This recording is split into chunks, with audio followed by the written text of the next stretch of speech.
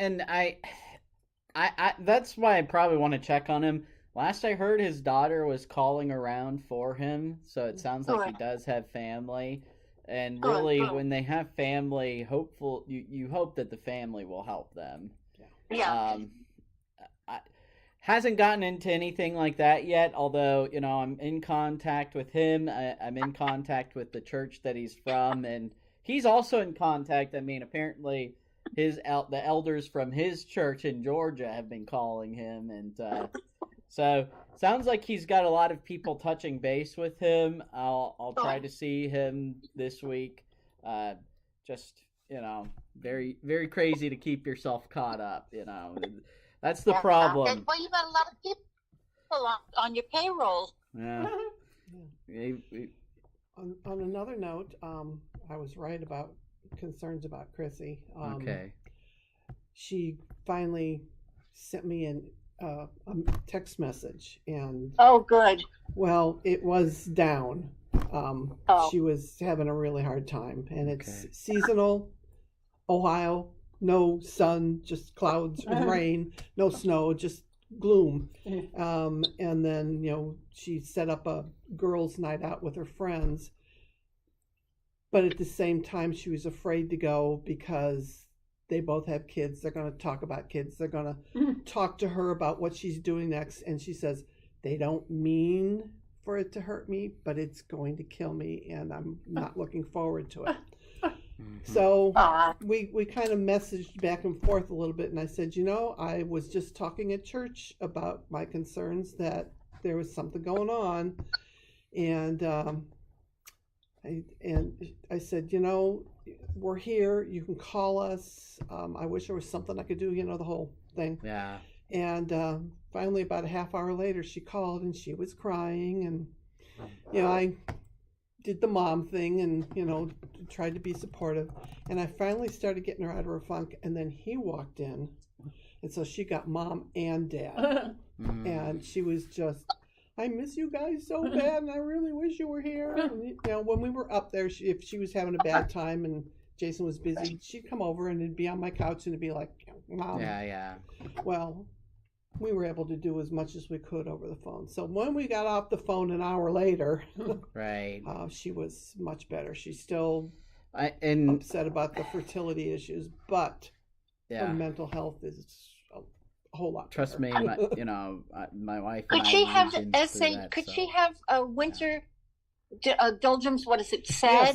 Yes, that was part of it as well. Yeah. Okay. Seasonal affective disorder. Yes, maybe you might SAD. want to suggest a grow light. So I used to do that for my Christopher that I lost, and my auntie also had it. I told her And my to just girlfriend get too. That's outside. coming to Florida. If you buy a plant grow light, they have regular ones too. They're like reading lamps, and do it through Amazon. And if she's sitting and watching TV Something or if like she's that? reading or whatever, let her sit under that. Can you That see will it? help greatly. Oh, that. Okay. Can you see? Can you see? Grow light? There are grow lights in here. Yeah. Oh wait, no, nobody can see. Oh man. Okay. Well, we'll definitely keep Christine in prayers. And I was saying, been through it. Yes, I know and you've you've been through even more than what she's well, going through. So the thing about this, and this is actually what I talked about at the circuit meeting, is it's never the same, and it's never not grief, and couples who struggle with fertility issues, we were on that side before. So it's the tough thing about it is that it's really that not so nice part of God's plan where he doesn't give us the answers. It's the whole thing of Job where he doesn't tell us why. He just says, look at this thing Leviathan that I created that could eat you for lunch. That's my pet. And that's we don't know why God does these things, and the comfort we take is that nonetheless he does have a good and gracious plan for us, and it's I'm sure it's just a comfort to her to have parents who can talk to her, and trust me, when I moved to St. Louis from Florida, being away from parents. I understand that too. So we'll definitely lift her up, and you know, uh, when we feel like we can't do much, we know that God is still capable, and that's the important thing. Well, I reminded her, you need to be praying. Right. You need How old's your daughter? 30. She doesn't have any kids? She's still a baby. She's still got time. I was 41 when I had her and 43 when I had Ben. So It's in God's hope. time. Yeah. Yeah. And maybe it's not in the plan for them. Maybe, It's possible. like me, I raised my sister, didn't physically, but every weekend and on all summer, I raised my sister's children. I lost mine, but I was destined to be mom surrogate. Yeah. So. I told her at the very beginning, there's other alternatives. Yeah. Give it your best shot. There's other alternatives, and we will help you all the way through it. As long as she knows she's got support. Right. Yeah.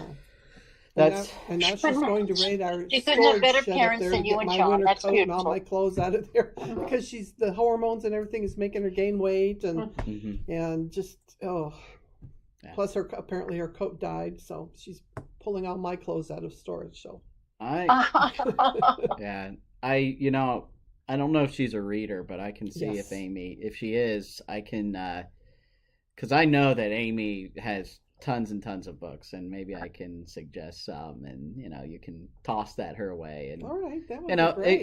it might help, but you never know. Yeah. When there's a community behind you, it does help, even if you don't think it does. Well, she knows that our church is praying for her. I told her that I've shared, with the church, and that she's in the prayers of the church. So, she really didn't say much, but I've asked her before, and she's not upset about her news being out there. She appreciates it. She just isn't one of those outspoken. Right, I hear you. Yeah. So, we'll lift up Christine. Jill, how are you? Okay. Still doing my immunotherapy. I just had the eye doctor appointment today, and the artificial tears is what I need to put more in, and he saw that I'm putting it in more while he's examining my eyes. So the cancer doctor and the eye doctor and me, we think if I put it in at least 4 times a day, and I'm even putting it in more, and he says more's better. He says it's just like drinking water. Every time I lubricate my eye, it helps it. Yeah. So he Very thinks good. that's going to help me not get pink eye. So Very good. I don't want to get that again. Yes. As long as it's saline, as long as it's something that's not steroidal. Yeah, Right. it's artificial tears. You buy it off the shelf. Yeah. It's refreshed, and it's preservative free. Good. Keep it in the refrigerator. Alrighty. I think any other prayer requests? Annette, how's Annette doing? Good. Got my epidural yesterday. Hasn't kicked in yet. Still having a lot of leg pain. Going tomorrow to let the cardiologist tell me there's nothing wrong with my heart. Martin's surgery is postponed for now because of the COVID RSV flu outbreak. But we're doing good. We're doing fine, thanks. Oh, and My girlfriend Annette, her husband now has COVID. So they're having a little bit of trouble. She has the aide coming in every day trying to help her. They took the stitches out of her head when she fell from COVID. She has to get better now and stronger before they can do the ablation on her heart. this She's is doing Annette, better. right? Annette. And I will add Gretchen, our Gretchen. Oh, yes. She has Because COVID. she texted me this morning after we hugged on Sunday. Oh. And maybe 2 years ago I would have freaked out. Oh, I was near some. I don't know. What's wrong with Gretchen? She has COVID. Oh. I don't know. I've had We all COVID. have natural immunity now, I think. We've all had it. Or we've If been you've had it exposed and to you lived, there's a good chance if you get it again, you'll live. So I mean, that's There's hoping. I mean, anything can happen. My doctor just this week said get the latest back booster. Get the latest booster. And we got it, and it doesn't matter. Yeah, Wear I've had masks. the I booster. think it's I time got to it. bring out the masks again when you're in a big crowd. Yes. I'm not an expert. It's kind of, this is the first time I've heard the word COVID in a while. So Yeah, my doctor said it's back. it's back. Okay. Yeah, It's back. making its rounds. Yeah, and my granddaughter and she said the grandson RSV had is it, going around and the flu. And and my niece. I have to get all 3 vaccines. I'm like, you know what? I'm not getting them all at one time. I'll be sicker than a dog if they do that. Yeah. Ew. And continue to pray for Mike to help him stop smoking. Certainly. It's a tough one. My sister has tried and tried and tried and tried. And she tried that, what's that medication that you take? I forget what it's The called. pill. It's a pill. It's supposed to help you wean off, but it can also change your personality. Oof. Oh, did it change her personality? Her husband woke up in the middle of the night being beat up. She was asleep, but she was beating him up. Right. Well, let's pray. Then we'll dive in. Father of all mercies, Lord, today as we continue to read about Samson, the story of Samson is a complicated one. Samson is a tragic hero, and yet he points to the sufferings of Christ as the source of the ultimate salvation that we receive from just all the things that plague us in this world, sin, death, and the devil. And yet Samson, as one of your servants, was very much imperfect. Help that to remind us that, Lord, you don't call perfect people. You call the imperfect. And nonetheless, as imperfect as they may be, we still can do your work to your glory. So we want to lift up Chet. Lord, I do pray that you continue to be close by him, open up just a way, Lord, for him to find a place. Lord, stir my heart, to reach out to Chet soon to see how he's doing, and to see what, if anything, can be done. We want to lift up Christine. Lord, it can be a difficult thing when our prayers seem to go unanswered, and in Christine's case, Lord, stay close to her, especially, Lord, is she finds herself in a place like Hannah praying, Lord, and so we ask that you would grant her request, and also, Lord, in the meantime, bring her peace with your will, even though, Lord, that's just such a difficult thing for us to do. We want to lift up Jill. Continue to be with her. Continue to grant her healing. Be with Mike. Give him the strength to quit smoking, Lord, and just bring the health benefits of that. Be with our dear brother Ed as he is going to have his hip replacement on Friday. Lord, I pray that he's able to do all that he needs to be prepared for this surgery.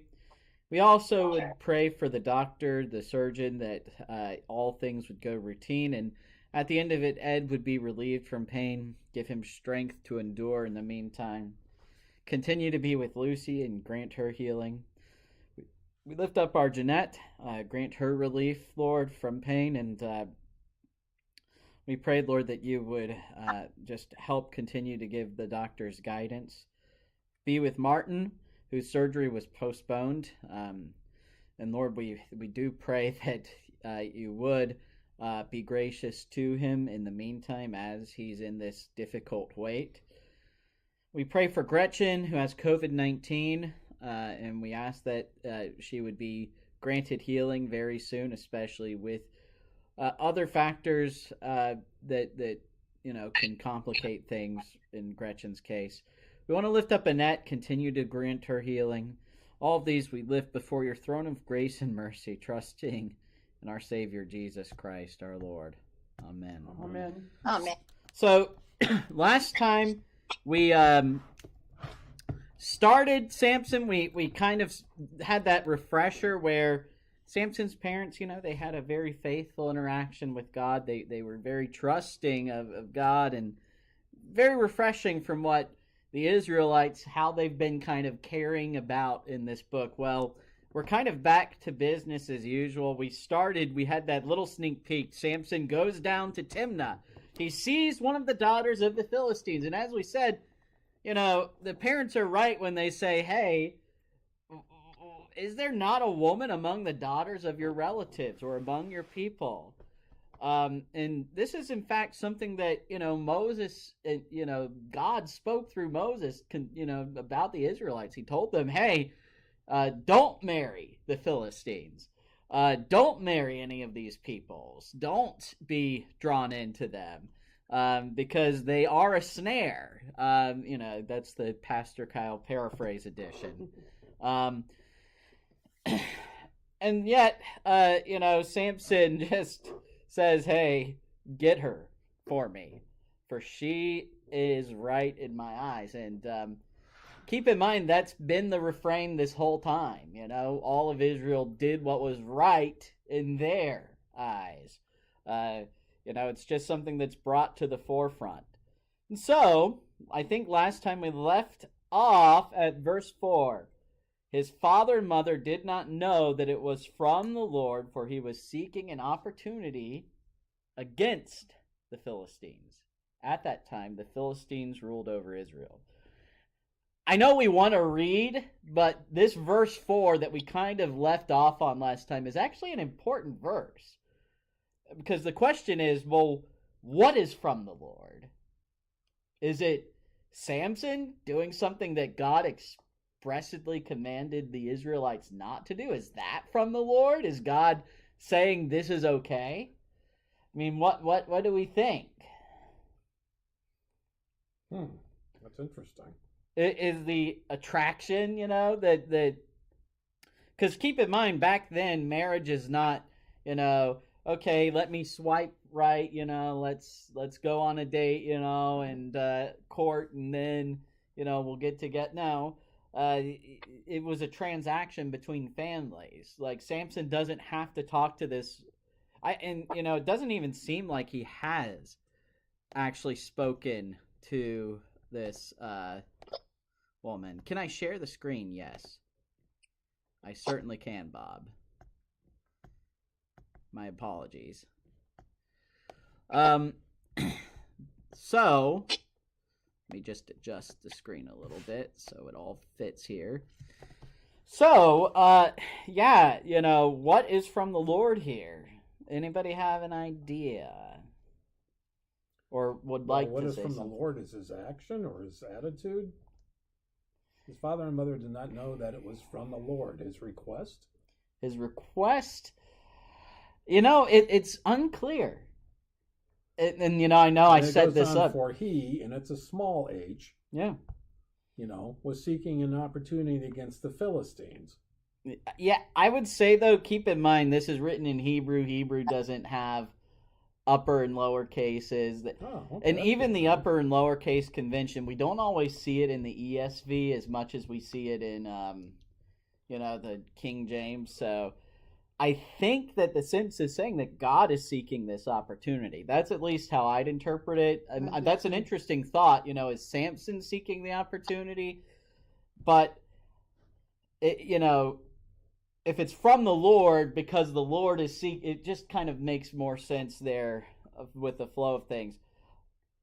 I'm going to say that this is one of those things where we see, and this is really the point, that God doesn't necessarily condone the action. He doesn't condone the, Solomon and David, they had so many wives, and, David committed adultery, and, people bring up all of these things as if, it's God giving it, a seal of approval. Well, God, doesn't smite them in the moment that they sin. But on the other hand, he's even showing that, whereas, Samson is maybe coming from a not so noble place. He just sees this Philistine woman and, he's a spoiled brat, right? We talked about that a little bit. So he wants her. God is using even that to seek an opportunity to fulfill his purposes. I think that goes with the message that God uses imperfect people to achieve his purposes. That's why we can have pastors and the church hasn't fallen apart. I have something that Luther wrote, his sacristy prayer. And it's not just another piece of me being self-deprecating, but it says, Lord, if it wasn't, without your help, I would have ruined everything long ago. That's something Luther prayed in the sacristy, as he prepared for services. And I think that there's truth to that. Yet, even when we mess up, God uses that opportunity. In this case, he's doing what the Israelites failed to do. At the beginning, Joshua, he tells them that they have to drive out the Canaanites. And he's going to do that. He's going to accomplish his purpose, even if it's through Samson's imperfection. So with that, I think that's a good place to start. So let's go all the way to verse 8. I'm going to start with 5. Yep, 5 through 8. Then Samson went down with his father. Oh, sorry, 9. Sorry, 9. Okay. Then Samson went down with his father and mother to Timnah, and they came to the vineyards of Timnah. And behold, a young lion came toward him, roaring. Then the Spirit of the Lord rushed upon him, and although he had nothing in his hand, he tore the lion in pieces, as one tears a young goat. But he did not tell his father or his mother what he had done. Then he went down and talked with the woman, and she was right in Samson's eyes. After some days he returned to take her, and he turned aside to see the carcass of the lion. And behold, there was a swarm of bees in the body of the lion, and honey. He scraped it out into his hands and went on eating as he went. And he came to his father and mother and gave some to them, and they ate. But he did not tell them that he had scraped the honey from the carcass of the lion. Yeah. Well, and the I actually heard an explanation of this. In the arid, humid climate that they live in, it's very possible that very quickly this carcass would have kind of, not decayed, but just dried out. Yeah. So that it's not as gross as it seems. It's still pretty gross. And I think it's meant to be just a little bit gross. We have to remember quite a few things, and I had to pull up something, so I paused the share. Let me go back to what we were looking at. So Samson goes down with his father and mother to Timnah to make the transaction, to make the deal so that a marriage can happen. And then I guess he gets separated. A young lion comes charging at him, roaring. And yes, there were lions in, actually there were lions in Europe in those days, believe it or not. And so this lion, charges towards him. The Spirit of the Lord rushed upon him, which we've seen with other judges. But this is going to be Samson's thing, especially. And although he had nothing in his hand, he tore the lion in pieces as one tears a young goat. And the how do you tear a young goat? So the way that I've heard it explained too is when you cook it, when you smoke it and dry it, it kind of hangs. You put it on the hook and it hangs. You can kind of just pull it apart. That's one thing I heard. The other thing is, maybe even that, tearing a goat isn't necessarily supposed to sound easy either, but that's a very real possibility that, it's just saying that, if you could easily tear a young goat, well, that's what it was like for Samson, This lion gets, probably by the hind, he grabs it by the hind legs, and, it's kind of gruesome. He doesn't tell his mother or father. And why do you think that is? So I'm looking at that, and I'm thinking that thing should come after verse 7. Did something get switched? What?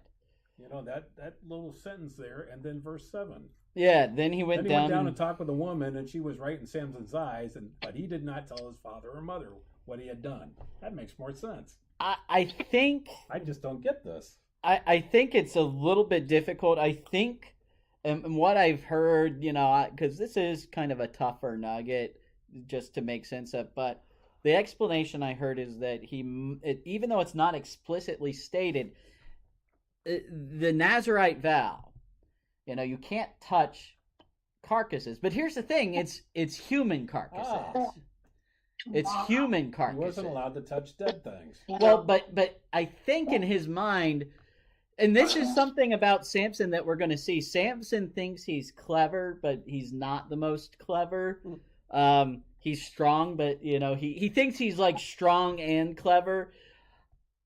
The thing is, the Nazarite vow doesn't preclude you from touching necessarily dead animals. It does say that you should avoid unclean things. So perhaps, as gruesome of a sight as this is, he's still concerned, maybe even though he may not have broken any of the laws, that, this is a very unclean, messy thing that has happened here. That makes sense. He probably had to wash himself up a little bit too.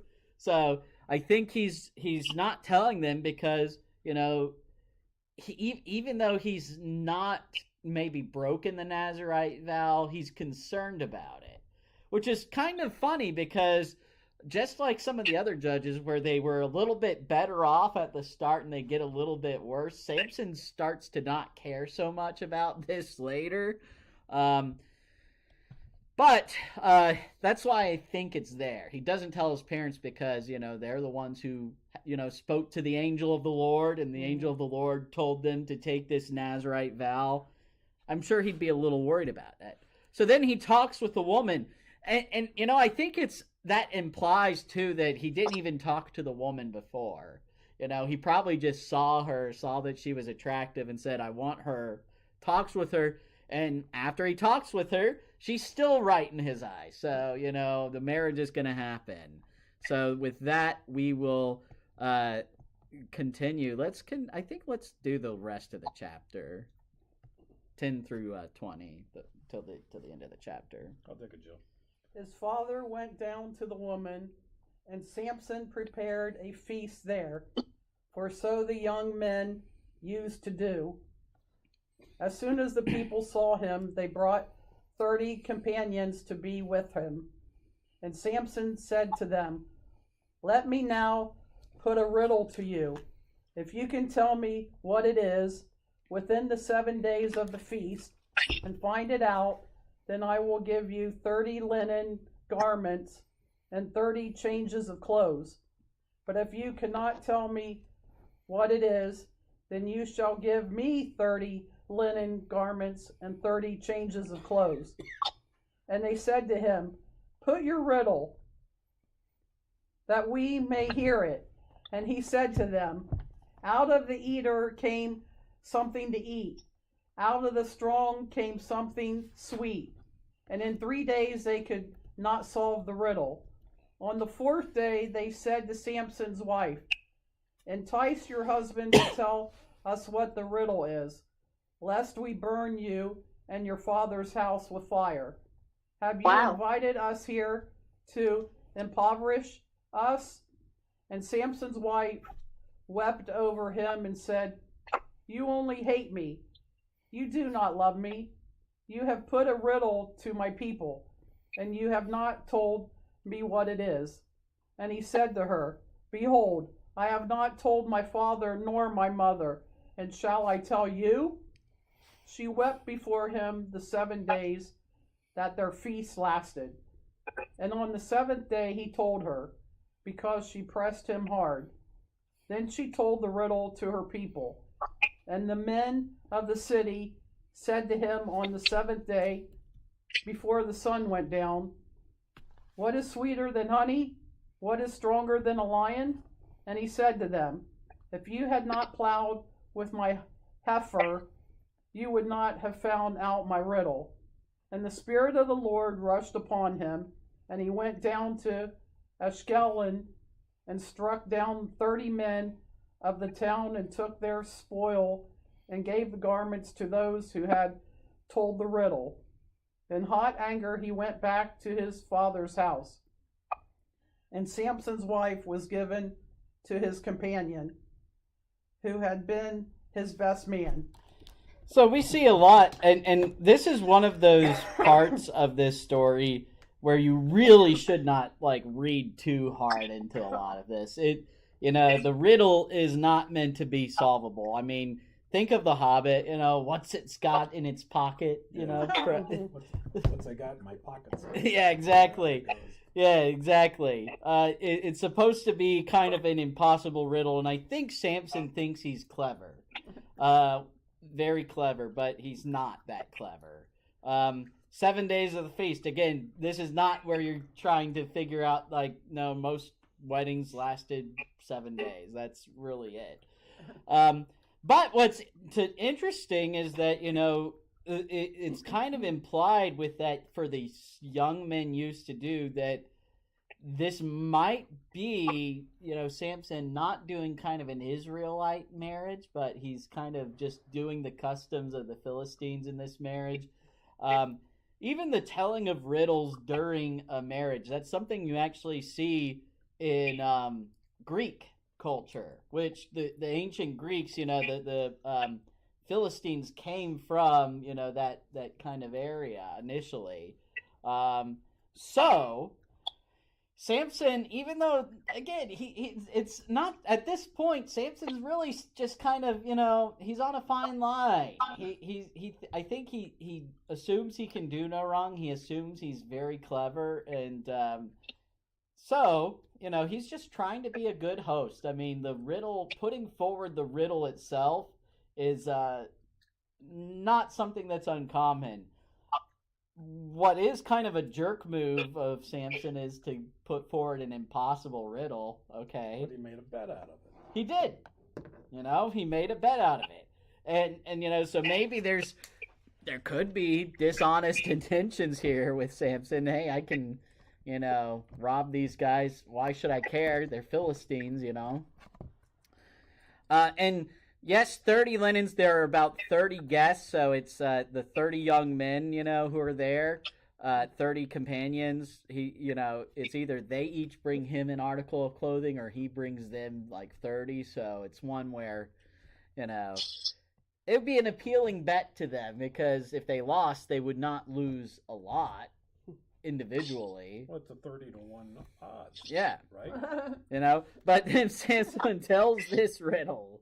And after 3 days of drinking and partying, they could not solve the riddle. And so they decide, to put up the heat a little bit. So far it's kind of in the realm of good fun. Maybe a little bit of knavery. But now they're saying, entice your husband to tell us what this riddle is, lest we burn you in your father's house with fire. That's a little extreme. Well, they said, have you invited us here to impoverish? Okay, so what is the cost of a linen garment? Now, that's a good point, actually. Changes of clothes were pretty valuable back then. It's not like, you could go to Walmart, and buy something that was machine created, right? It's a handmade kind of deal. Mm-hmm. So...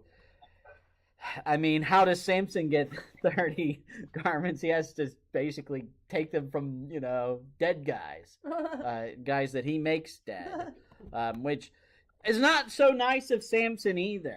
This is kind of, sure, how would you feel to be one of his victims? What did I do?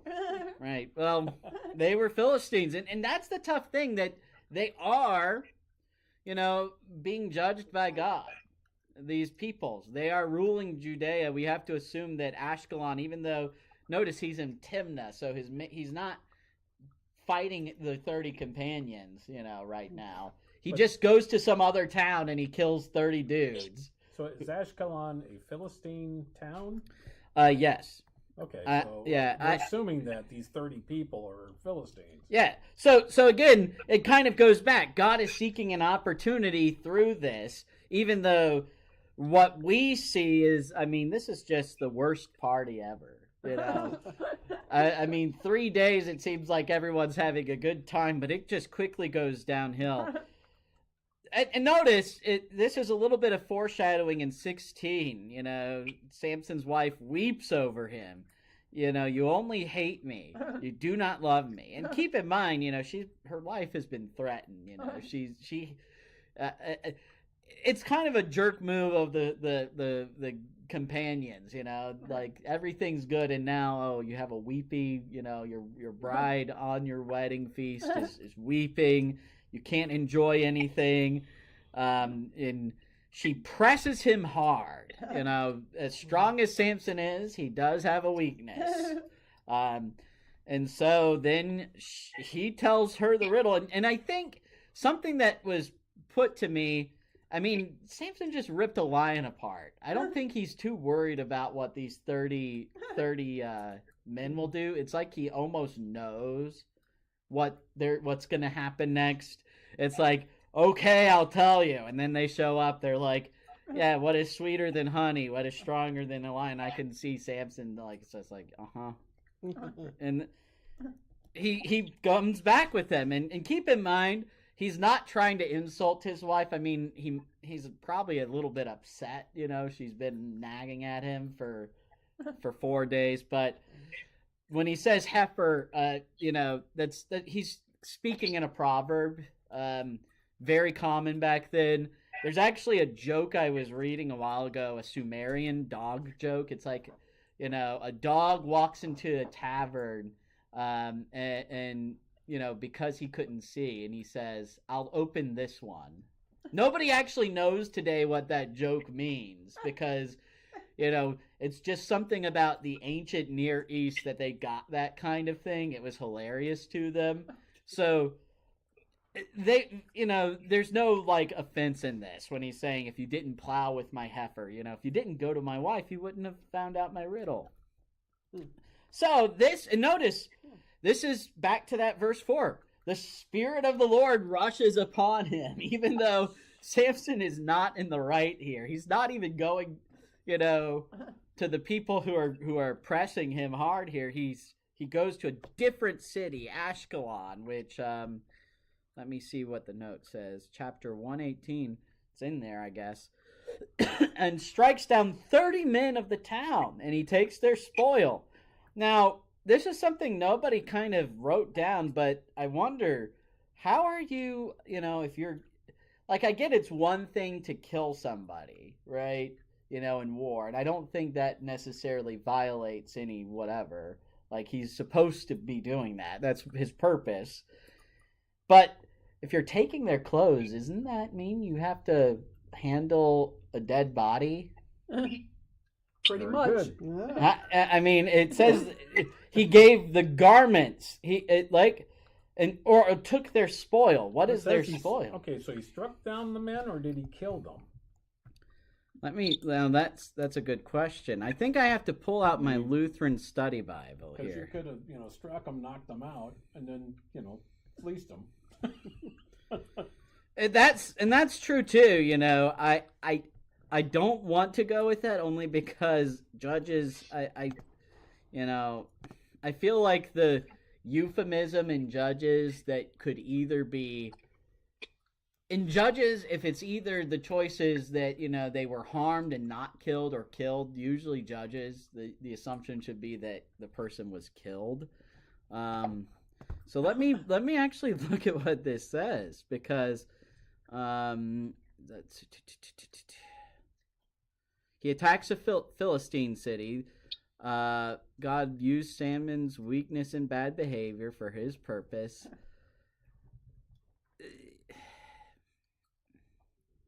So maybe he just plunders the village. So maybe he's not taking them from their dead corpses, but he's just robbing them, I think. But nonetheless, Samson is not in the right here. I mean, yes, he's still acting God's justice, but he's not taking lives that it's not like he was provoked. And he's later going to make an allusion to this very early on in the next chapter.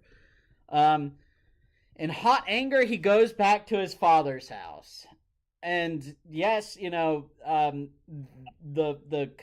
wife, the father of the bride, has a good reason to say, "Oh, this was a disaster." Well,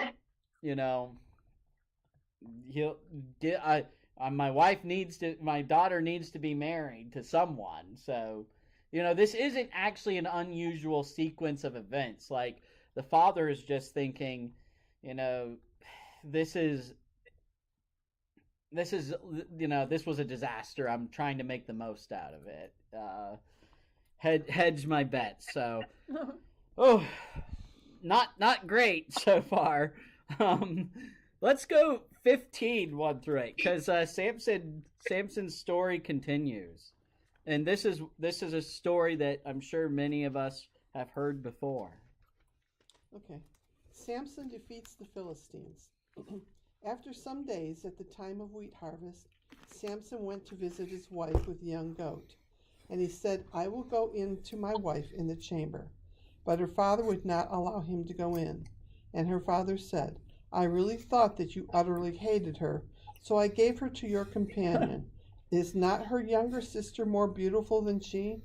Please take her instead. And Samson said to them, This time I shall be innocent in regard to the Philistines, when I do them harm. So Samson went and caught 300 foxes and took torches. And he turned them tail to tail and put a torch between each pair of tails. And when he had set fire to the torches, he let the foxes go into the standing grain of the Philistines, and set fire to the stacked grain and the standing grain, as well as the olive orchards. Then the Philistines said, Who has done this? And they said, Samson, the son-in-law of the Timnite, because he has taken his wife and given her to his companion.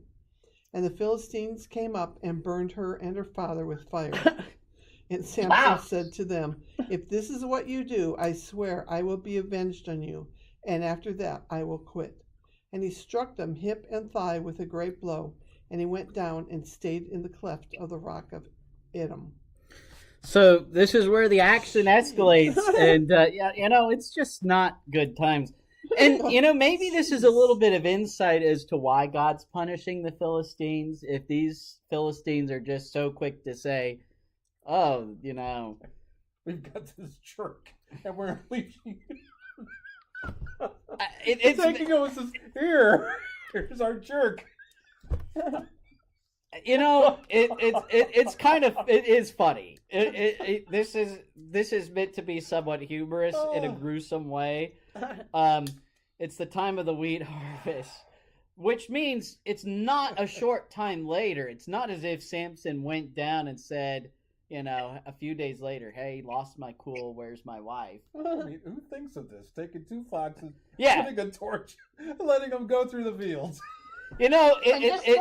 How women are treated as chattel. Oh, well, I gave her away once, I'm going to give her away again. She means nothing. Well, First of all, that's just how it was back then. And that's not, and notice, that's not necessarily God condoning that. That's just... No, that's the Philistine thinking. Well, that's not just the Philistine thinking. That's every world culture thinking, Still today in the third world countries, yes. Well, but it was not uncommon, but the thing is, Samson waits a long time till the wheat harvest, and then he's like, okay, I will go into my wife in the chamber, like, you didn't call first, you didn't come by. And the father, he actually, by offering the sister, he's trying to save face.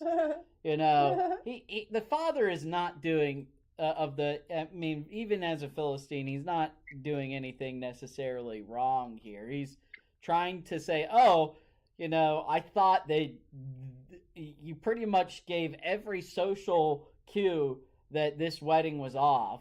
Well, that happened to Moses too. Yeah. The father-in-law said, well, here, you don't want this one, take the other one first. Then you can have the one you want. Well, but in this case, it's kind of saying, I have another daughter, if you would want, if you really still want to be married, and I think the father's thinking, good, I don't have to give back any of the dowry or anything. But this time, Samson, he's not talking. It's ironic. He says, "This time I shall be innocent." Notice he's saying that last time he wasn't necessarily innocent in regards to what he did in Ashkelon. Yes, it is what God commanded the Israelites to do, but, Samson didn't kill them necessarily as an act of war. He just killed them and slaughtered them. Here, it does quickly become an act of war, and yeah, Samson, what a this is the idea that could only be thought of as someone who really thinks that they're clever.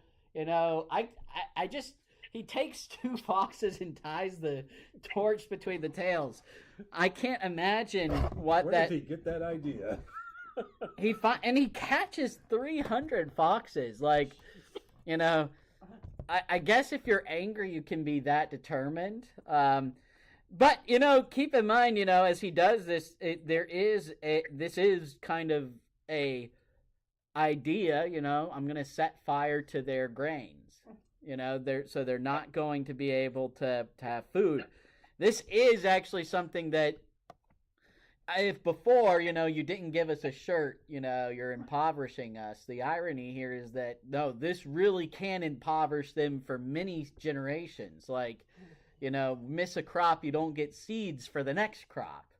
That's right. You're not able to grow anything. You're not just going to Walmart to replace it. So Samson is dealing a heavy blow, and it is God's heavy blow against the Philistines. And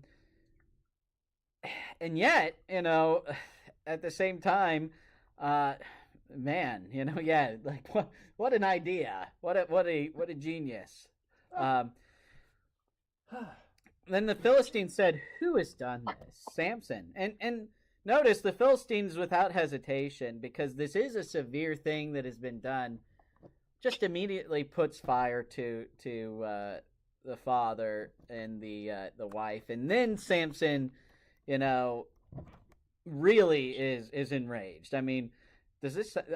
First of all, Samson is definitely not a guy who's very well tempered. It seems like he's lit like a fuse.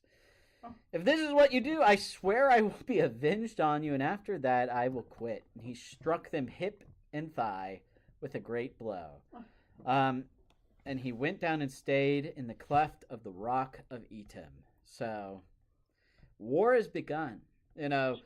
As odd and hilarious as these events are, this is kind of the start. This is what God uses to start the battle. It's full-on war between the Israelites and the Philistines now. So let's read on the rest of the chapter. Then the Philistines came up and encamped in Judah and made a raid on Lehi. And the men of Judah said, "Why have you come up against us?" They said, "We have come up to bind Samson, to do to him as he did to us." Then 3,000 men of Judah went down to the cleft of the rock of Etam and said to Samson, "Do you not know that the Philistines are rulers over us? What then is that you have done to us?" And he said to them, "As they did to me, so have I done to them."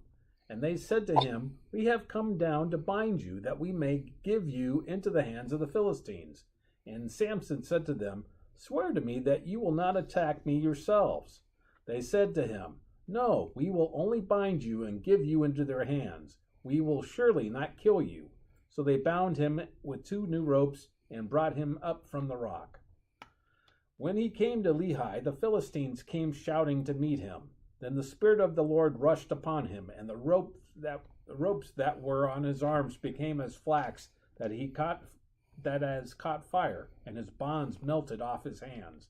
And he found a fresh jawbone of a donkey, and put out his hand and took it, and with it he struck 1,000 men. And Samson said, "With the jawbone of a donkey, heaps upon heaps, with the jawbone of a donkey, have I struck down 1,000 men."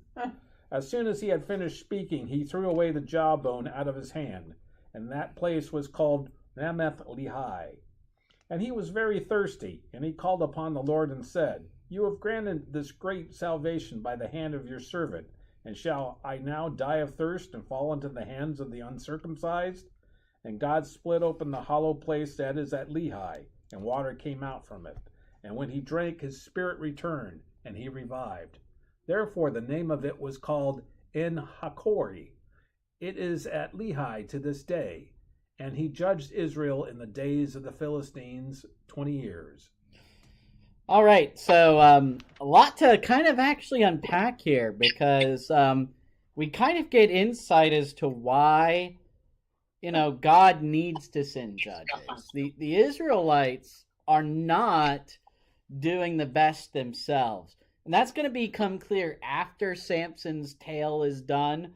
But because there's much worse that ends up happening, but the Philistines camp in Judah, and they make a raid on Lehi. They're attacking the Israelites, and the men of Judah are saying, "Hey, why are you doing this?"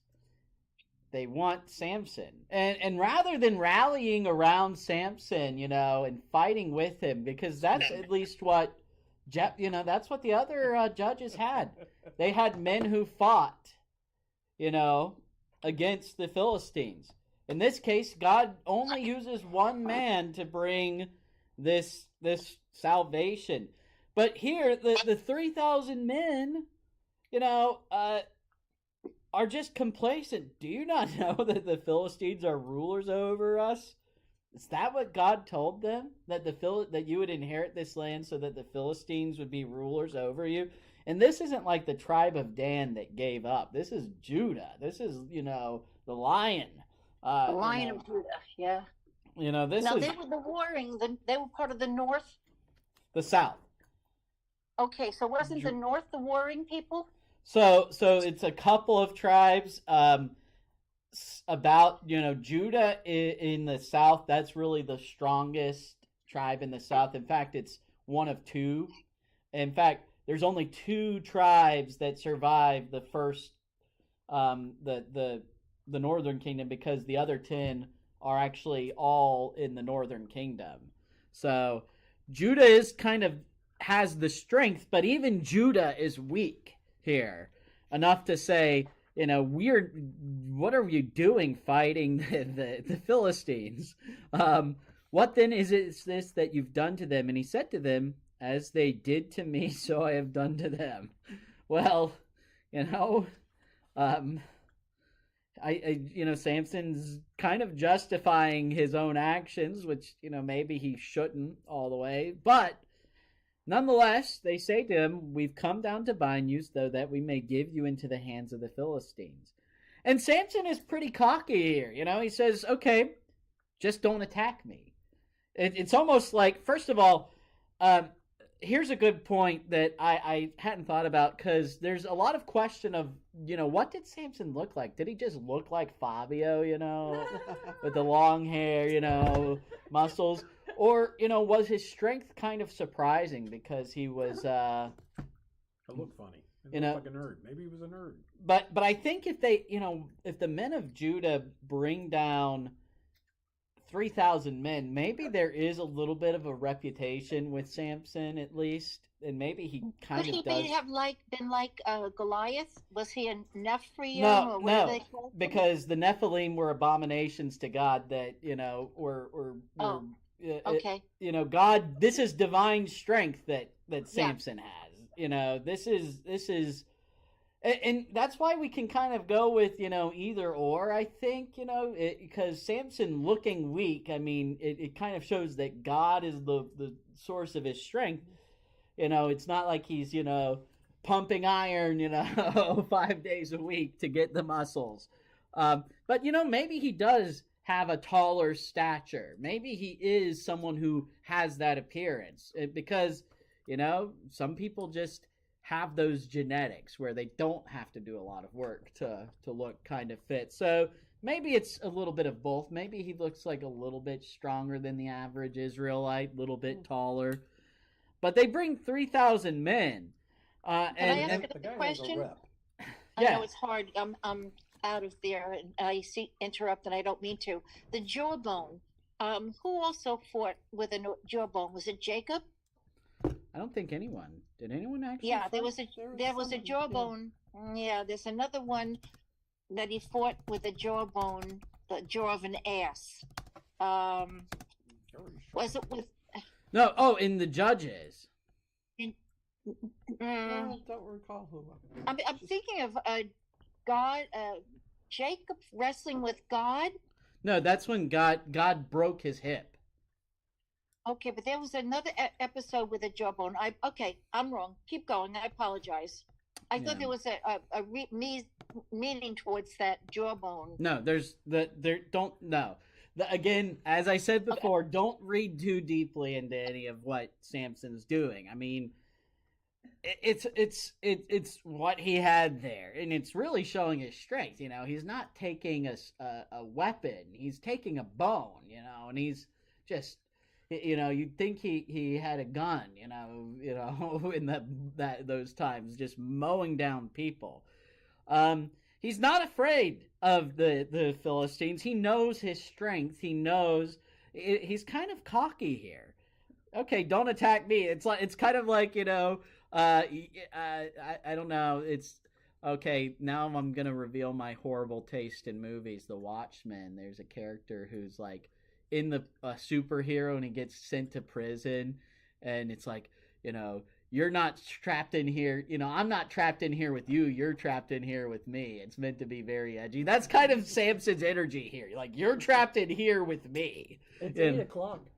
Yeah, let's finish the chapter then. I know we're at 8 o'clock. It took us 20 minutes to start, so let's keep it even keeled here. You know, I know I will, if I could, you know, get through this chapter, we can rehash territory. 3,000 men of Judah. Yeah. So now he comes to Lehi. You know, the ropes have tied him up here. And so the Philistines come. They bring their armies, surely. You know, it's probably not a few of them. It's 1,000 at least. And the Spirit of the Lord rushes upon him. The ropes on his arm became as flax that has caught fire, and the bonds melted off of his hands. And no, that's just imagery. You know, it's just saying that, you know, they became nothing. The threads just kind of explode everywhere. It's a very cool image, you know. The author of Judges quite has a knack for that imagery there. And he finds that fresh jawbone of a donkey, puts it in his hand, and I'm not sure how he's wielding it. It almost seems like, you know, if it's a jawbone, you know, you're probably maybe, you know, kind of using it. Are you using it like as a fist, you know? Well, it's kind of like two pieces. Yeah. He's using a It's jawbone. a teeth. Well, if it's just the jawbone, it's probably the bottom half with all the teeth in it. Yeah. Yes. So maybe he's just swinging it, whacking people with the teeth, and, you know. It's sharp. People turned them into axes. If he could tear a lion limb from limb, I don't think we have to imagine too hard that Samson makes quick work. And Samson gives us this wonderful poem, you know, that is very, very beautifully crafted. With the jawbone of a donkey, heaps upon heaps. With the jawbone of a donkey, have I struck down 1,000 men. And that actually is Hebrew poetry. It's called parallelism. And as soon as he finished speaking, he threw away the jawbone out of his hand, and the place was called Ramath Lehi, which is Hill of the jawbone. Yep, hill of the jawbone. It goes from being Lehi, the hill, to Ramath Lehi. And he was very thirsty. And he called upon the Lord, and he said, "You've granted this great salvation by the hand of your servant. And shall I now die of thirst and fall into the hands of the uncircumcised?" God split open the hollow place that is at Lehi, and the water came out of it. Now this is definitely something God had done before with Moses.